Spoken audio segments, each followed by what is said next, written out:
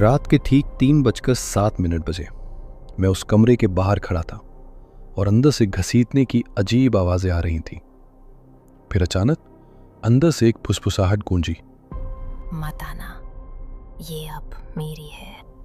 मेरे हाथ कांप रहे थे, दिल जोर जोर से धड़क रहा था, लेकिन डर के बावजूद मैंने दरवाजा खोल दिया।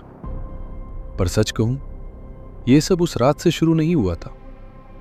ये शुरू हुआ था 3 दिन पहले, जब मेरी छोटी बहन रिया अचानक बदलने लगी। जो रिया हमेशा हंसती रहती थी, अब चुप रहती थी और घंटों अंधेरे में बस एक ही जगह घूरती रहती थी। एक रात मैं पानी लेने उठा, तभी उसके कमरे से आवाज आई। ऐसा लग रहा था जैसे वो किसी से बात कर रही हो, लेकिन जब मैंने अंदर झांका, वहां कोई नहीं था। कमरे में सिर्फ रिया थी और वो धीरे से मुस्कुरा रही थी।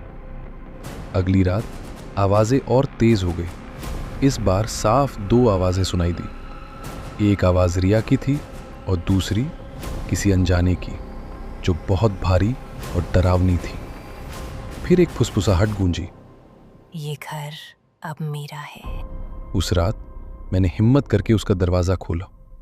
जो मैंने देखा वो आज तक नहीं भूल पाया। रिया दीवार पर उल्टी चिपकी हुई थी, जैसे गुरुत्वाकर्षण उस पर काम ही नहीं कर रहा हो। उसके बाल हवा में उड़ रहे थे और उसकी आंखें पूरी सफेद हो चुकी थी। उसने धीरे से मेरी तरफ देखा और एक अजीब डरावनी आवाज में बोली, तुम्हें नहीं आना चाहिए था। मैं चीखने ही वाला था, तभी मेरी नजर सामने के शीशे पर पड़ी। मेरा रिफ्लेक्शन मुझे घूर रहा था, लेकिन उसकी आंखें पूरी सफेद थीं। फिर बिना किसी वजह के वो धीरे से मुस्कुरा दिया और तब मुझे समझ आया, वो मैं नहीं था। रिया नीचे गिर गई, जैसे कुछ हुआ ही नहीं। वो बिल्कुल सामान्य लग रही थी, लेकिन उसकी मुस्कान अब भी अजीब थी। अगली सुबह हम एक पादरी को घर लाए, लेकिन जैसे ही वो अंदर आया, दरवाज़ा जोर से बंद हुआ और शीशे टूट गए। रिया जोर जोर से चीखने लगी, जैसे उसके अंदर कुछ तड़प रहा हो।